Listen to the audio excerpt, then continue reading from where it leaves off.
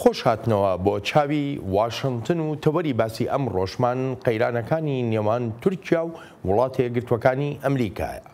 واشنگتن بەردەوامە لە فشارەکانی بۆ سەر ڕەجەب تەیب ئەردۆغان سەرۆکی تورکیا تا قەشەی ئەمریکایی ئاندرۆ برۆنسن ئازاد بکات.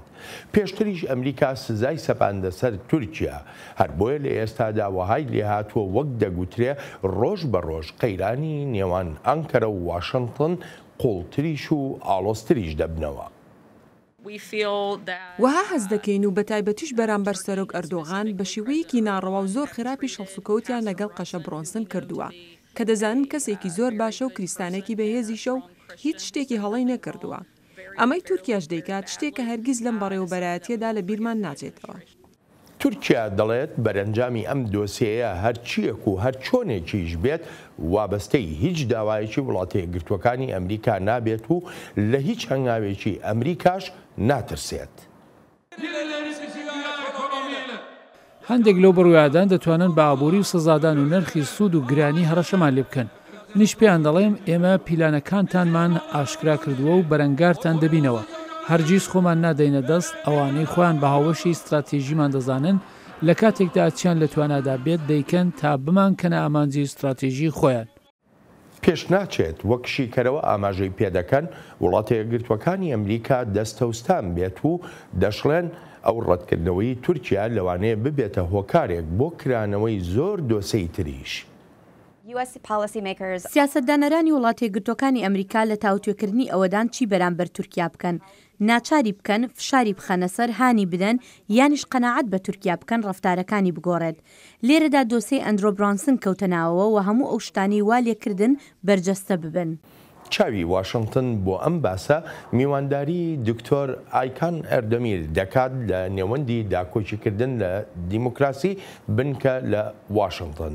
دکتۆر ئایکان لە ساڵانی 2011 تا 2015 ئەندامی پەرلەمانی تورکیا بووە.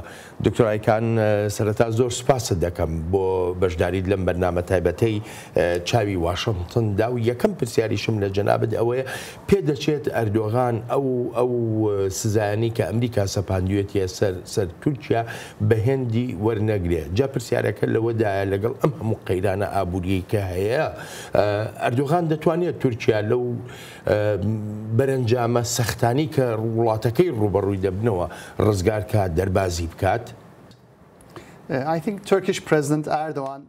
پێم وایە ئەردۆغان سەرۆکی تورکیا سزاکانی ئەمریکا وەک خێر و بێرێک دەبینێت. ئابووری تورکیا بە سەروەختێکی قورسدا تێپەڕیوە، پاشەکشەیەکی ئابووری هەیە و پەیوەندی بە خراپی بەڕێوەبردننی ئابووریەوە هەیە. ئالەم کاتەشدا سەرۆک ئەردۆغان دەتوانێت بە پەنجەی ئاماژە بە واشنگ بکات و مشتومڕی خۆی لەسەر ئەوە بکات کە کێشە ئابووریەکانی تورکیا پەیوەندی بە کردە هەڵەکانی خۆیەوە نییە بەڵکو هەڵی واشنگتۆنە. جا هەر بۆیە پێم وایە قەیرانە دوولایەنیەکە لەگەڵ وڵاتە یەکگرتووەکانی ئەمریکادا زیاتر دەکات و ئەمەش دەرفەتی دەداتێت تا بەرپرسیارەتی ئەم ڕەوشی بەد بەڕێوەبردننی ئابووریە بەلاڕێدا بەرێت. بەڵام لە مەودایی درێژخایەندا ئەمە ئەو ئستراتیژیەتە نییە بتوانێت بەردەوام بێت، چونکە ناکۆکی زیاتر لەگەڵ وڵاتە یەکگرتووەکانی ئەمریکادا ینی زیانی زیاتر لە ئابووری تورکیا و ئەو جاش کێشە و گرفتی زیاتریش بۆ تورکیا دروست دەکات. لە هەندێک میدیای تورکیادا ئاماژە بە خاڵێک دەکرێت کە هەستێکی دژە ئەمریکا لە ناو کۆمەڵگەی تورکیادا دروست بووە. ئەوە بە سەرکەوتن بۆ ئەردۆغاندا دەنرێ هەوە هەر پەیوەندی بەم سزایانەوە هەیە یاخود شتی تریشان هۆکاری تریشان.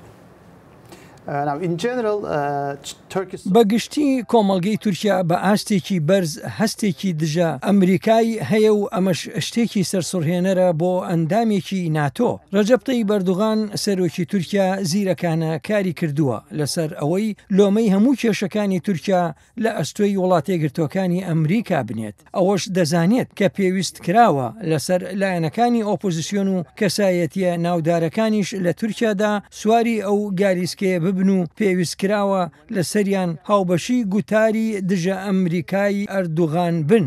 جاکە سەیری بەرەنجامەکانی ڕاوەرگرتنە گشتیەکانی ئەم دواییە دەکەین دەبینین کەمێک لە نیوەی زیاتری کۆمەڵگەی تورکیا بڕوایان وایە وڵاتە یەکگرتووەکانی ئەمریکا لە پشت کێشە ئابووریەکانی تورکیاوەیە. لەو بڕوایەدام ئەمە استراتیژیەتێکە دەشێت بۆ مەودایەکی کورد کاری خۆی بکات چونکە هەرچەندێک قەیرانی ئابووری قوڵتر ببێتەوە ئەوە ئاستی گرانی بەرز دەبێتەوە. ڕێژەی بێکاری زیاد دەکات لە تورکیا لەگەڵ دابەزینی زیاتری نرخی دراودا ئەوە پێم وایە ئەمانە وەها دەکەن هاوڵاتیانی تورکیا دەست بکەن بە داواکانیان لە خودی ئەردوغان و لە حکومەتەکەشی بۆ بەرپرسیارەتی و لێ پێچینەوە. بەڕای تۆ دکتۆرایکان ئەم ڕەوشە ئابووریە تورکیا بەرەو کوێ دەبا با بڵین بۆ شەژمانی داهاتوو لە شەژمانی داهاتوودا تورکیا ئەگەر لەسەر ئەم هەڵوێستانەی بمێنێتەوە بەچی دەگات؟ Now, as I've said, the key problem in Turkish economy وەک پێشتری شوتومە کێشەی سەرەکی ئابووری تورکیا بناغەکانی ئابوورین کەم و کوڕیەکانی ناو پێکاتی ئابووری تورکیان و بۆ ماوەیەکی درێژخایەنە چارەسەر نەکراون. دەزانیت تورکیا تا ئێستا زیاتر لە 300 میلیارد دۆلاری قەرز کردووە بە دراوی بیانی لە ڕێکەرتی تایبەتەوە لە تورکیا. لە ئێستاش بەدواوە کە قەرز و متمانەی دارایی هەرزان نەماون لەسەر ئاستی جیهان ئیتر کۆمپانیەکانی تورکیا کەوتونەتە ناو قەیرانی گەورەوە. جا لە شەژمانگی داهاتوودا پێ ناچێت هیچ ڕێگەیەک هەبێت بۆ دەرباز بوون لەو قەیرانە مەگەر ئەوەی تورکیا لە ڕێکەوتنێک لەگەڵ سندوقی دراوی نێونەتەوەییدا بمێنێتەوە و دەست بکات بە چاکسازی لە پێکاتی ئابووری وڵاتەکەدا. بەڵام کە سەیری ڕوانینەکانی سەرۆک ئەردوغان دەکەین دەبینین هیچ بەرژەوەندیەکی نییە لە ریفۆرمی ئابووریدا. هیچ بەرژەوەندیەک نابینێت لە ڕێکەوتن لەگەڵ سندوقی دراوی نێونەتەوەییدا و وەهاش دەبینرێت کە هەر سوور بێت لەسەر ئەوەی لۆمەکان هەمووی لە ئەستۆی وڵاتی گرتوەکانی ئەمریکا بنێت. هەر ئەمەشە وەهای کردووە کە ڕەشبین بم لەوەی بتوانرێت ڕێگە چارەیەک بۆ دەرباز بوون لەم قەیرانە ئابووریە بدۆزرێتەوە لە ماوەی شەژمانگی داهاتوودا و پێشم وایە تورکیا بەردەوام لەژێر کاریگەریە نەرێنیەکانی ئەم قەیرانە ئابووریەدا دەمێنێتەوە تا ئەو ڕۆژەی هاوڵاتیانی تورکیا بڕیار دەدەن کە سەرچاوی ئەم قەیرانە تورکیا خۆیەتی و پێویستی شەخۆمان هەنگایی بۆ بنین بۆ چارەسەرکردنی. بەمانایشکە وەکو وای پێم بڵێ کە ڕەجەب تەیب ئەردۆغان بەبێ جۆدانە ئەم فشارانە بەبێ جۆدانە ئەم کاریگەریانەی کە لەسەر ئابووری وڵاتەکەی هەیە و خراپبوونی بژێوی ژیانی خەڵک نەیگەێنێتە ئەوەی کە سیاسەتەکانی لەسەر هەردوو ئاستی هەم ناوخۆوە هەم نێونەتەوەییش بگۆڕێت. Sanctions are a very complex tool. سزاکان ئامڕازێکی ئاڵۆزن نەک هەر لە تورکیادا بەڵکو لە تەواوی جیهاندا وەک ئەوانەی بینیومانن لەوانە سزاکان لەسەر کۆماری ئیسلامی ئێران و وڵاتانی تریش. هەندێک سزای دیاریکراو هەن وەهادانراون تا بەرەنجامی باشتریان هەبێت. بۆ نمونە ئەو سزایانی کەمینەیەک دەکەنە ئامانج ئەو سزایانەی ڕێبەرە گەندەڵەکانی کارداری دەکەنە ئامانج ئەمانە زیاتر ناسراون لەلایەن خەڵکەوە. ئەمەشمان بینی لەو سزایانەی خرانە سەر کەمینەیەکی رووسایی لە دۆسەی تورکیادا سزای دژی گەندەڵی بە بڕیاری سەرۆکایەتی کە بە سزای ماگنیسکی ناسراوە. لە گەری یەکەمدا دوو وەزیری تورکیا کرانە ئامانج وەزیری ناوخۆ و وەزیری داد. ئەمەش لەلایەن میدیای سەر بە حکومەتی تورکیاوە وەها خرایە ڕوو هێرشکردنە سەر سەروەری تورکیایە وەک ئەوەی تورکیا خۆی باسی دەکات. جا ئەگەر گەری دووەمی ئەو سزایانە ڕێبەرە گەندەڵەکانی کارداری تورکیا بە ئامانج بگرێت واتا ئەوانەی لە ناو بازنەکەی ئەردوغان سەرۆکی تورکیادان ڕێک وەک سزای کەمینەی رووسایەکان ئەوە پێم وایە پشتیوانیەکی گەورەتر بەدەست دەهێنێت لە ناو خەڵکی تورکیادا و هەروەهاش ئاوەها سزایەک دەشێت کاریگەری زیاتریشی هەبن لەسەر ئاڕاستی تەواوەتی سیاست لە تورکیادا. جارێکی تریش دەیڵێمەوە دۆسیەی سەرەکی لێرەدا ئەوە نییە ئایا سزاکان کاریگەریان هەیە یاننا بەڵکو پرسە سەرێکیەکە ئەوەیە چ جۆرە سزایەک زیاتر ئەگەری هەیە ببێتە مای ڕیفۆرمکردن لە بواری ئابووری تورکیا و هەروەهاش لە سیاسەتی ئەو وڵاتەدا. لەم چەند ڕۆژەی ڕابردوودا ئەردۆغان بڕیارێکیدا هەموو کەسێک بۆی هەیە چەندێک بڕەپارە بێوە و چەندێک بڕە ئاڵتونیش بێوە بێباتە ناو تورکیا و بەبێ ئەوەی پرسیارێک لە سەرچاوی ئەو پارەیە ئەو ئاڵتونە بکرێ. ئەمە یارمەتی ئەردۆغانەدا بەشی دووەمی پرسیارەکەشمەوەیە چەندێک کاریگەری دەبێ ئەمە بۆ ئایندەی تورکیا.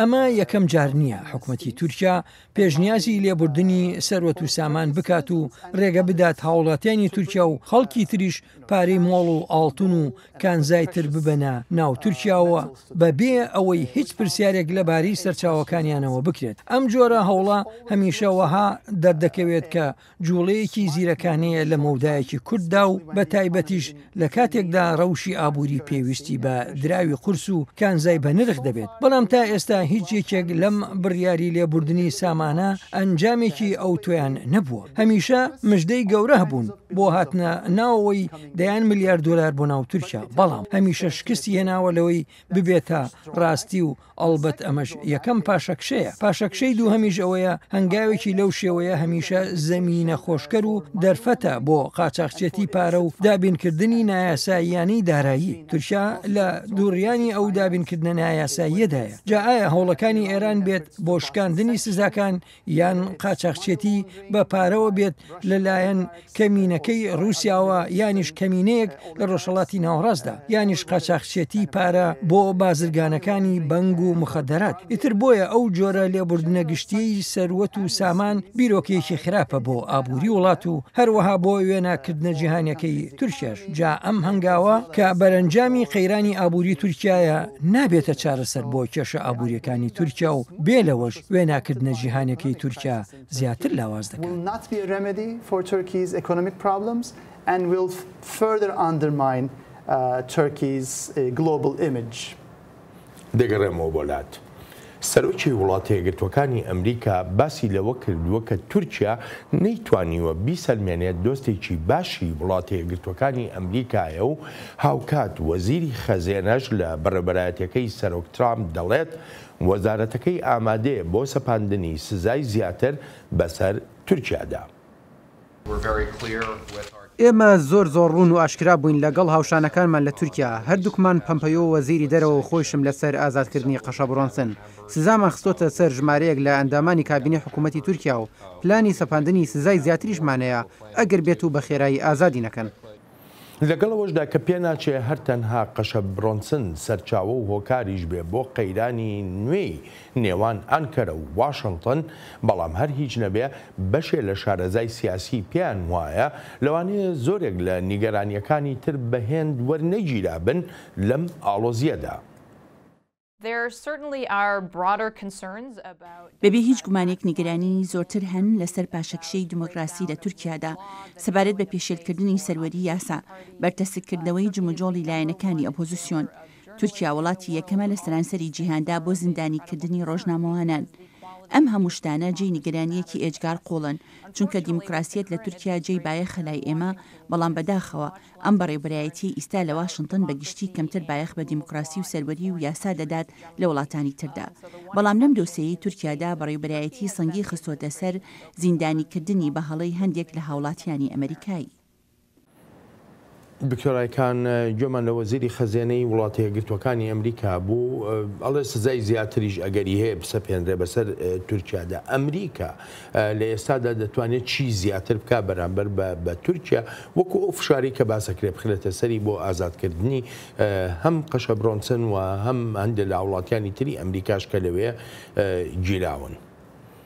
If US-Turkish diplomatic crisis continues to escalate, ئەگەر بێت و پەیوەندە دیپلۆماتیەکانی تورکیا و وڵاتە یەکگرتووەکانی ئەمریکا ڕوو لە ئاڵۆزی زیاتر بن، ئەوە لەو بڕوایەدام واشنگتن سزای زیاتر دەسەپێنێت و لەوانەشە بە شێوازی جیاوازتریش بن. بۆ نمونە یەکێک لەوانە ئەوەیە سزاکان هەرتەنها هاوکارە سیاسەکانی ڕەجەب تەیب ئەردوغان نەگرێتەوە، بەڵکو هەندێک لە سزای جیهانی ماگنیسکی بن. دووهەمیش ئەوەیە کۆتوبەندی زیاتری بازرگانی بسەپێندرێن، وەک زیادکردنی گومرگ و دانانی بربەستی زیاتر لەسەر کاڵا و کەرەستە و بازرگانیەکانی تورکیا لە ناو وڵاتە یەکگرتووەکانی ئەمریکادا. ئەڵبەت بێ لەوانش دەکرێت هەنگاوی زیاتریش بنرێن، وەک کۆت و بەندکردنی پێدانی ڤیزا و هەوڵدان بۆ ڕێگەگرتن لە گەیاندنی فڕۆکە جەنگیەکانی F-35 بۆ تورکیا کە لە ئێستادا بەرنووسێکەیە لە کۆنگریسی ئەمریکادا بۆ هەوڵێکی لەو شێوەیە. ینی لستێکی دوور و درێژی شیانەکان هەن بۆ سەپاندنی سزای زیاتر بەسەر تورکیادا ئەگەر بێت و ئەم خەیرانە درێژە بکێشێت. ئەگەر ئەم دۆسەیە قەشە برۆنسن نەبووایە پێدوا بوو ئەم بەڕێوەبەرایەتیە ئەم هەنگاوانی بگرتایەتە بەرامبەر بە تورکیا لەسەر دۆسەکانی تر وەکو دیموکراسی وەکو مافەکانی مرۆڤ لەگەڵەوەشدا کە زانراوە بەڕێوەبەرایەتەکەی سەرۆک ترامپ بەیەخێکی ئەو تۆ نادا بە ئەو جۆرە دۆسەیانە لە وڵاتانی تردا. In general, in both بەگشتی لە پەیوەندیەکانی وڵاتە گرتوەکانی ئەمریکا لەگەڵ تورکیادا هەروەهاش لە پەیوەندیەکانی یەکێتی ئەوروپاشدا لەگەڵ تورکیادا دۆسیەی مافەکانی مرۆڤ دۆسەیەکە لە ریزبەندی دووهەمدایە. بۆ وڵاتە گرتوەکانی ئەمریکا پەیوەندی ئاسایشی و پەیوەندی لەشکریانە لە پلەی یەکەمدان بە تایبەتیش بەهۆی بنکەی ئەنجەرلیکەوە کە لەوێیە بنکەیەکی گرنگە بۆ بوونی ئەمریکا لە ڕۆژهەڵاتی ناوەڕاستدا. بۆ یەکێتی ئەوروپاش لەم کاتەدا دۆسی سەرەکی پەنابەرانی سووریایین. تورکیا وەک دیوارێکی لە هاتووە لە نێوان سووریا و وڵاتانی یەکێتی ئەوروپادا. جا لە هەردوو کەناری ئەتلانتیکەوە ڕێبەرانی سیاسی دەخوازن ڕوو وەرجێڕن کاتێک باز دێتە سەر پێشێلکاریەکانی مافەکانی مرۆڤ. بەڵام لێرەدا دۆسیەکی زۆر تایبەت هەیە، ئەویش ئەوەیە لە وەتای هەوڵی کودێتا سەر نەگرتووەکەی مانگی حوتی ساڵی 2016ەوە سیاسەتێکی نوێ هەیە لە تورکیا و بە بارمتەی دیپلۆماسی ناو دەردەکرێت. نزیکەی 56 کەسی خەڵکی وڵاتانی ڕۆژئاوا کە دانیشتووی ئەو وڵاتانن و کارێن لە وڵاتەکانی خۆیانە بە تاوانی سیاسی گوماناوی دەستگیرکراون و ماوەیەکی زۆرە بۆ دادگاییکردن هێڵراونەتەوە. ئەمەش هەندێک کاردانەوەی بە دوای خۆی داهێنا هەم لە وڵاتانی یەکێتی ئەوروپا و هەمیش لە وڵاتی گرتوەکانی ئەمریکا. بەڕاستی تەنها کاتێک کە دۆسیی مافەکانی مرۆڤ دەبێتە دۆسیەکی گرنگی سەرەکی لە کاروبارەکانی هەردوولادا ئەو کاتە وڵاتانی ڕۆژئاوا و دانیشتوانەکەی دەبنە ئامانج. جا من قسەم لەسەر ئەوەیە کە سیاسەتی بارمتەگرتنی دیپلۆماسی لەلایەن ڕەجەب تەیب ئەردوغانەوە ئەوەی هاوڵاتیانی ڕۆژئاوایی وەک بارمتە دەگرێت سیاسەتێکە لەسەر بنچینەی لێکدانەوە و هەڵسەنگاندنێکی هەڵەی گەورە بووە لە کاتێکدا ئەردوغان لە پێشەنگدایە بۆ زیندانیکردنی ڕۆژنامەوانان لەسەر ئاستی جیهان. لایەنەکانی ئۆپۆزیسیۆنی تورکیا و ڕێکخراوە ناحکومەتیەکان و نێوەندە میدیایەکانی سەرکوت کردوون و باڕازگۆش بین بۆی چۆتە سەر. بەڵام کاتێک دۆسیەکە دێتە سەر هاوڵاتێکی ئەمریکایی، هاوڵاتێکی ئەڵمانیایی، هاوڵاتێکی فەڕەنسایی یان هاوڵاتێکی سویدی ئەوجا پێم وایە هەندێک کاردانەوە دەبینین و هەتا ئەو کاتەی قەشە برۆنسن و هاوڵاتیانی تری ئەمریکایی و سێ کارمەندەکەی وەزارەتی دەرەوەی ئەمریکاش لە زینداندا بن لە تورکیا ئەوە بەردەوام بەرهەڵستی زیاتر دەبینین لەلایەن ئەمریکاوە و لەوانە سەپاندنی سزای نوێیە بەسەر تورکیادا. باس لە ئۆپۆزیسیۆن کرد دەڵی ئۆپۆزیسیۆن سەرکوت دەکرێت لە تورکیادا. جا پرسیارەکەیسە بۆ من ئەوەیە بەڕاستی لە ڕەوشێکی ئاوادا کە تورکیا لەژێر فشارەکاندایە پەیوەندیی خراپی لەگە وڵاتی یەکگرتوەکانی ئەمریکادا هەیە لەگەڵ زۆرێک لە وڵاتانی ئەوروپا هەروە لەگەڵ وڵاتانی ناوچەکەشدا. ئۆپۆزیسیۆن چ ڕۆڵێگە بینێ لە ئێستادا ئایا دەتوانێت ئەم ڕەوشە بۆ بەرژەوەندی خۆی بەکاربێنێ؟ Now, this is a very difficult moment for Turkey's opposition in general. ئێستا ساتەوەختێکی زۆر قورسە بۆ ئۆپۆزیسیۆن بەگشتی. بە پلەی یەکەم پانتاییەکی ئێجگار سنووردار ماوەتەوە بۆ ئۆپۆزیسیۆن بۆ کارکردن لە تورکیادا. بۆ نمونە هاوسەرۆکی پێشووی لایەنی سەر بە کورد لە تورکیادا هەدەپا پارتی دیموکراتی گەلان ئەوە تا ئێستا لە زینداندایە. شان بەشانی زۆر یاسادانەران و شارەوان و ئەندامانی ئەنجومەنی شارەکان لەگەڵ ئەمانەشدا لایەنەکانی ئۆپۆزیسیۆن دەستڕاگەشتنێکی ئەجگار سنوورداریان هەیە بۆ میدیا.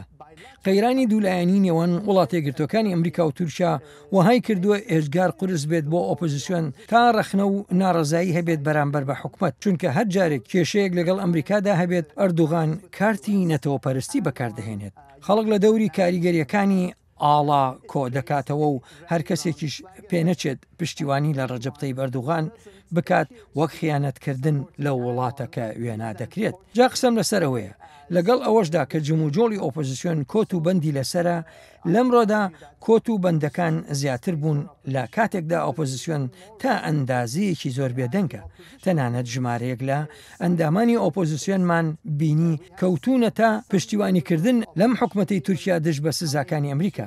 پێم وایە لە ڕۆژانی داهاتوودا سەختیەکی گەورە بۆ ئۆپۆزیسیۆن دروست دەبێت تا زمانی زمانێکی نوێ بێنێتە ئاراوە واتە ئەو زمانە نوێی بۆ خەڵکی تورکایی باس بکات. ئەم قەیرانەی ناو تورکیا هیچ پەیوەندێکی نییە بە کێشەکانی نێوان تورکیا و ئەمریکاوە و ئەم قەیرانە لە بنچینەدا قەیرانی خراپ بەڕێوەبردننی ئەردوغانە بۆ ئابووری سەبارەت بە گەندەڵیە سەبارەت بە هەبوونی پێویستیە بۆ ریفۆرمی بنچینەیی. هەروە پێشم وایە ئێستا کاتێتی کە ئۆپۆزیسیۆنی تورکیا پرۆژەیەکی ئالترناتیڤی هەبێت پرۆژەیەکی دیموکراتیانە بوارەکانی ئابووری و کۆمەڵایەتی و کللتور و زمان و ئاینیش لەخۆ بگرێت. کەم و کووریا هەرە سەرێکیەکەی مۆدێلی ئێستای تورکیا ئەوەیە لە ڕادە بەدەر نێوەندگیر کراوە ڕێک لەسەرەوە بۆ خوارەوە و جەیەکی بۆ بەشداریکردن نەهێشتێتەوە یانیش بۆ بەرپرسیارەتی و ڕوونی و ئاشکرایی. پێم وایە ئەمە ئەو پەیامەیە کە پێویستە ئۆپۆزیسیۆنی تورکیا دای بڕێژێت لە ڕۆژانی ئایندەدا.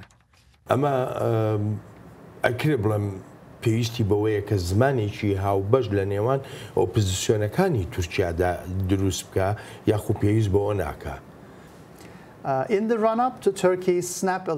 لە ڕۆژانی بەر لە هەڵبژاردنە پێشوەختەکەی مانگی شەشی ئەم ساڵی 2010دا بۆ یەکەم جار بوو لە ماوەیەکی زۆر دوور و درێژدا ببینین لایەنەکانی ئۆپۆزیسیۆنی تورکیا لە پاشخانە جیاوازەکانەوە پێکەوە کۆ ببنەوە و کار بکەن.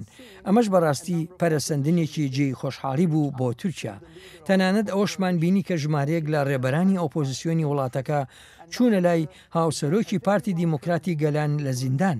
ئەمەش جارێکی تر هەنگاوێکی جێی خۆشحاڵی بوو هیوایەکیش بوو بۆ ئاشتەوایی و هێنانە ئارایی ئاشتی لە تورکیادا. هەرچۆنێک بێت لە وەتای هەڵبژاردنە پێشوەختەکەەوە دەبینین ئۆپۆزیسیۆنەکان هەر یەکە و بەڕێی خۆیدا دەڕوات و ئەردوغانیش دەبینین باڵی کێشاوە بەسەر گفتوگۆکاندا و لە بەرامبەریشدا خواستێکی بەهێز نابینین. هەوڵی تۆکمە نابینین لەلایەن ئۆپۆزیسیۆنەکانەوە تا پێکەوە کۆ ببنەوە. پێم وایە ئەم ڕەوشەی ئێستایی دابەشبوون لە نێوان لایەنەکانی ئۆپۆزیسیۆنی تورکیادا توانایی دەدات بە ئەردوغان بۆ درێژەدان بەم ڕژێمە. جا چۆن دەتوانرێت هەنگاوی بەرەو پێش بنرێت؟ پێم وایە زۆر گرنگە بۆ نەوەی نوێی ئۆپۆزیسیۆن و ڕێبەرە گەنجەکانیان پەرەپێدانی زمانێکی نوێیە تا دابەشبوونی ڕاست و چەپ تێپەڕێنێت و دابەشبوونی سێکیولار و ئاینیەکان تێپەڕێنێت و دابەشبوونی تورک و کورد تێپەڕێنێت و خەونێکی نوێ و پرۆژەیەکی نوێ بەرهەم بێنێت بۆ تورکیا. بەڕێبەرێکی پێشووی دەستگای مخابەراتی ئەمریکا واتە CIA لەو بڕوایەدا درێژە کێشانی ئەم ڕەوشە لەگەڵ تورکیادا لە بەرژەوەندی رووسیادا دەبێت و ئاگاهیش دەدات لەوەی لە دەستدانی تورکیا وەک هاوپەیمانێکی ئەمریکا دەشێت بە زیان بۆ واشنگتن بگەڕێتەوە. ئەم کێشەیە چەندە درێژە بکێشێت ئەوەندە زیاتر تورکیا پشت بە رووسیا دەبەستێت ئەوەندە و زیاتر وڵاتانی تری ناوچەکە وەها لە رووسیا دەڕوانن ڕۆڵی پێشەنگی هەبێت لە ڕۆژهڵاتی ناوەڕاستدا. پێم وایە پێویستە ویلایەتە یەکگرتووەکانی ئەمریکا بایەخ بەم دۆسیە بدات ئەگەر بێت و هاوپەیمانە دێرین و باوەکانی خۆمان نەبێت لەو ناوچەی جیهاندا واتە تورکیا وڵاتە میانڕەوەکانی عەرەب لەو ناوچەیەدا ئەگەر ئێمە هاوپەیمانەتیمان نەبێت کە بتوانین چارەسەری هەڕەشە و مەترسیەکانی ئێران بکەین هەڕەشە و مەترسیەکانی داعش هەروەهاش هەڕەشە و مەترسیەکانی تیرۆریزم ئەوە پێم وایە پێگەی ئەمریکا نەک هەر لە جیهاندا لاواز دەکات بەڵکو پێگەشمان لەو هەنگاوە ئاسایشیانەی پێویستە بگرینە بەر لاواز دەکات. جا ئێمە پێویستمان بە تورکیایە تا بتوانین ئەو پێگانەمان هەبن. هەر لە سەرەتای ئەم کێشانەوە باس لە ئەگەری کشانەوەی تورکیا کراوە لە ناتۆ وەک کاردانەوەیکی ئەنکەرە خۆی بەرامبەر ڕەوشەکە. بەڵام پرسیارەکە لەوەدایە ئەگەر تورکیا هەنگاوێکی لەو شێوەیە بنێ ئایا گرنگجیەکەی لە ناوچەکەدا چی بەسەر دێت؟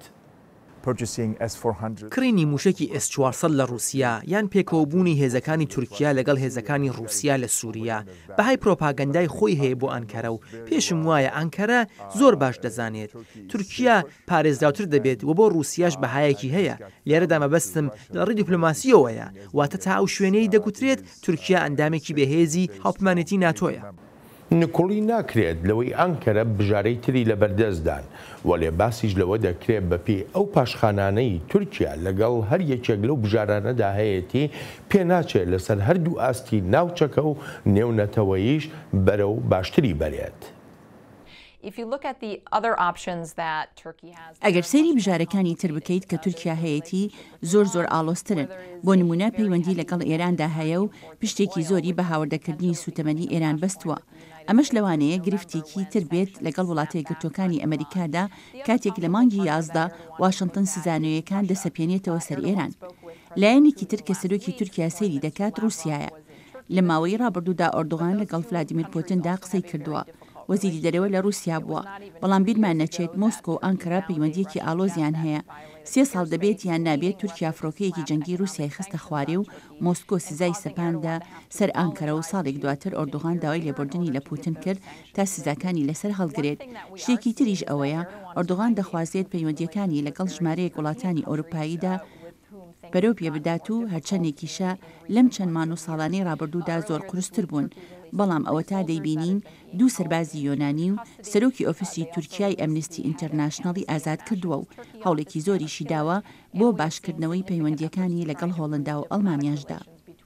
دکتۆر ئایکان پێ دوایە ئەم قەیرانەی نێوان تورکیا و ئەمریکا تەنها لە بەرژەوەندی رووسیا بێ؟ Certainly, Russia has for some time بەبێ هیچ گومانێک بۆ ماوەیەکە رووسیا پشێویەکی نێوان تورکیا و وڵاتە یەکگرتووەکانی ئەمریکای قۆستۆتەوە. لەم ماوەیی ڕابردوودا دیپلۆماتێکی پێشووی رووسیا ئاماژەی بەوە کرد تورکایەک کێشە بنێتەوە لە نێوان ئەندامانی هاوپەیمانەتی ناتۆدا ئەوە لە بەرژەوەندی رووسایە. ئەوەشمان بینی کە ئەردوغان سەرۆکی تورکیا لە سەروتارێکی ڕۆژنامەی نیویۆرک تایمزدا نووسیویە دەشێت تورکیا ئێستا بگەڕێت بە شوێن دۆستی نوێدا و هەروەهاش هاوپەیمانی نوێدا. بۆ خۆم پێم وایە ئەردوغان لە وتارەیدا ئاماژەی بە هەردوو وڵاتی رووسیا و ئێران دەکات. شتێک هەیە لێرەدا باز بکرێت و لەم ڕەوشەدا ڕەچاو بکرێت. ئەویژە هۆیە هەرچەندە رووسیا و ئێران هاوسەی تورکیان، بەڵام هیچ یەکێک لەو وڵاتانە ناتوانن ئەم جۆرە بەرژەوەندیە ئابوووریە بخەنە بەردەم. تورکیا کە هاوپەیمانە ڕۆژئاواییەکان بۆ تورکیای دابین دەکەن.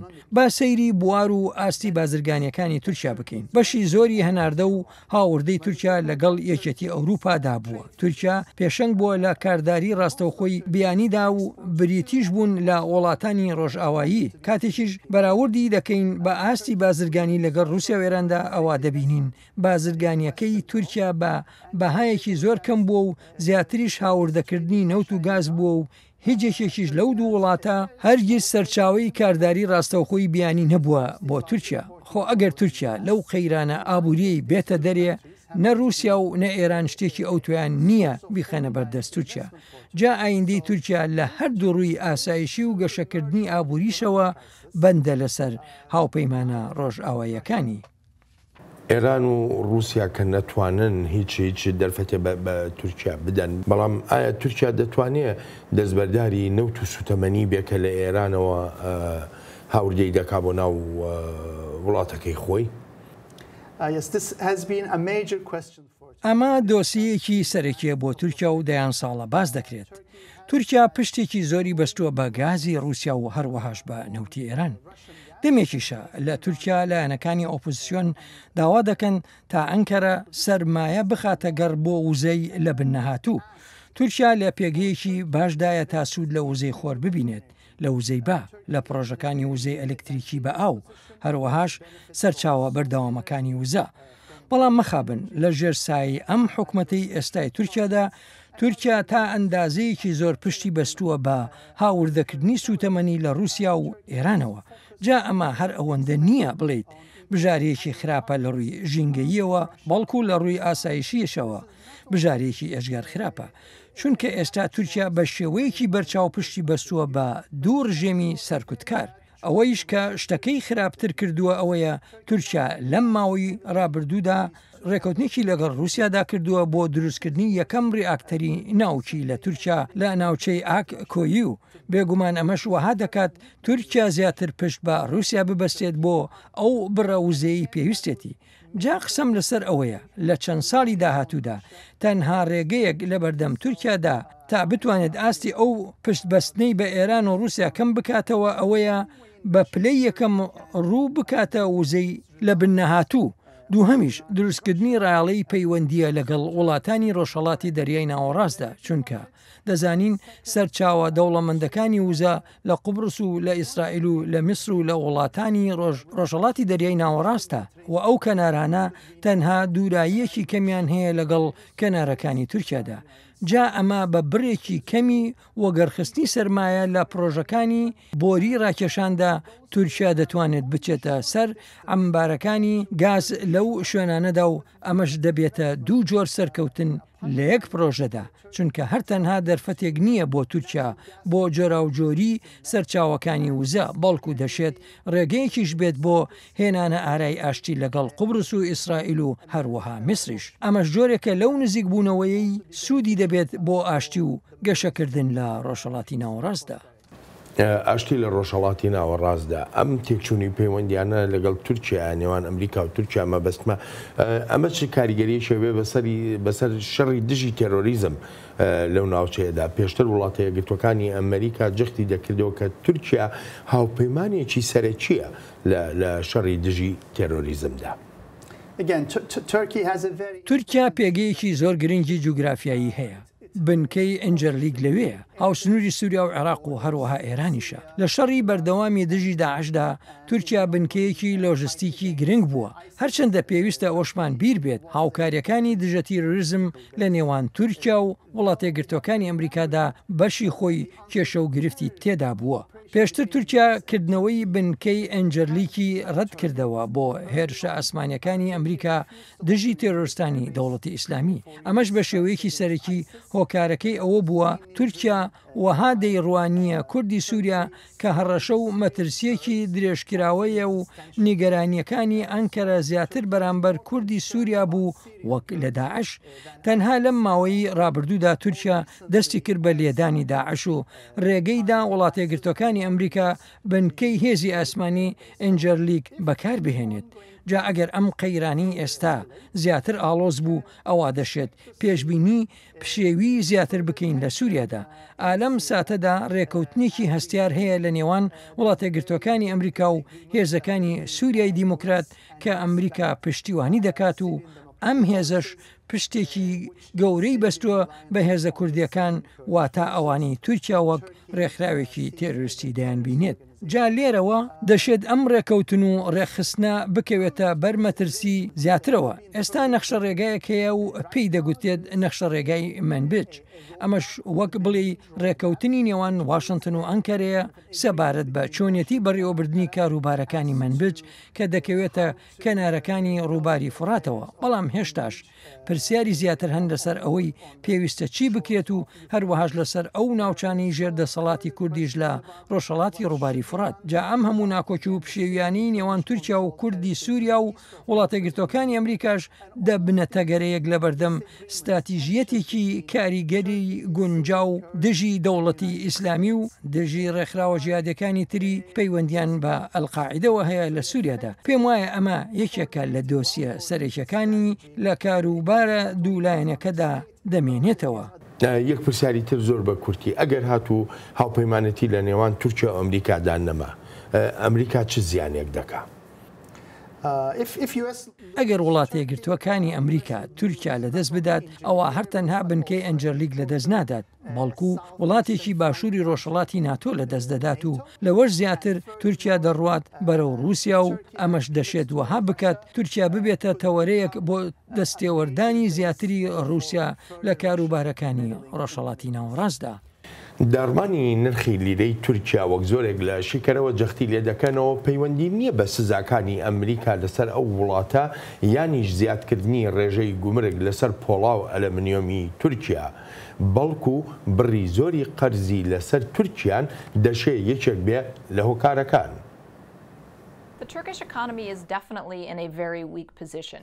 ئابووری تورکیا بەبێ هیچ گومانێک ئابوووریەکی لاوازە هەرچەندە ئەردۆغان زۆرینەی ئەو قەیرانە ئابووریە لە ئەستۆی ئەمریکا دەنێت بەڵام گرنگە ئەومان لەبیر بێت چەند مانگێک پێش ئەم کێشانەی ئابووری تورکیا ڕووی لە خراپی بووە و بڕیار بوو لە مانگی 11 ساڵی 2019 هەڵبژاردنی سەرۆکایەتی و پەرلەمانی بکات بەڵام ئەوە بوو پێشخرا چونکە ئابووری تورکیا بە شێوەیەکی بەرچاو چاوەڕوان نەدەکرا باشتر ببێتەوە. ئابووری تورکیا بنیاتێکی دروستی نییە بەو مانایی پشت دەبەستێت بە گەشەکردنی خێرا و متمانەیەکی هەرزان فرۆشی دارایی و پەیوەستبوون بە پرۆژەکانی کەتی بیناسازی لە هەمووشیان مەترسیداتر بڕی قەرزەکانی تورکیایە جادەبەزینی نرخی لیرە بەرامبەر دۆلاری ئەمریکایی وەها دەکات دانەوەی ئەو قەرزانە لەلایەن تورکیاوە هەر زۆر قورس و ئاڵۆز بێت بەرزبوونەوەی ڕێژەی گرانیش لەولاوە بۆستێت بۆ هەموو ئەم قەیرانانە بانکی نێوەندی تورکیا وەک چارەسەریەک دەخوازێت نرخی سوود بەرز بکاتەوە ئەردوگانیش هەر هیچ نەبێت تا ئێستا نایەوێت ئەو هەنگاوە بنێت. ئەگەرچی لە تورکیاوەها باز دەکرێت ئەو سزایانەی ئەمریکا سەپاندونی بەسەر وڵاتەکەیاندا دەشێت بە خراپی بەسەر ئابووری ئەمریکادا بشکێتەوە بەڵام وەک ئابووری ناسان لێرە ئاماژەی پێدەکەن بازار لە ئەمریکا بازارێکی تازە ڕسکاو نییە. دەمەوێت بڵێم کە ئیمە واتە ئەمریکا بە ئاڕاستی قەیرانی ساڵانی نەوەتەکاندا ناڕۆین چونکە ڕۆبەڕووی مەترسی درمی تورکیە نابینەوە هاوشێوەی ئەوەی لە ساڵانی نەوەتەکاندا لەگەڵ ئابوووریەکانی ئاسیادا هەمان بوو لەگەڵ ئەمەشدا لەو بڕواایەدام کۆتکردنێکی زیاتری متمانەی دارایی و تونترکردنی مەرجەکانی دراوی مۆڵی جیهانی زیاتر زیان لە بازاڕە تازە ڕسکاوەکان دەدەن کە تورکیەکێکە لەوان. چونکە تورکیا یەکێک بووە لەوانەی سوودێکی زۆری بینیوە لەو متمانە دارایی و قەرزە جیهانیانە لەم ساڵانەی پێشوودا. دکتۆرایکان وەکو جەناوی شداگاداری تورکیا هەوڵەدا پەیوەندیەکانی خۆی لەگەڵ ئەوروپادا باش بکاتەوە بە تایبەتیش هۆڵەندا و ئەڵمانیا. پێ دوایە ئەوروپا بتوانن شتێک بۆ تورکیا بکەن؟ پێم وایە ئەوە جموجۆڵێکی تاکتیکیە.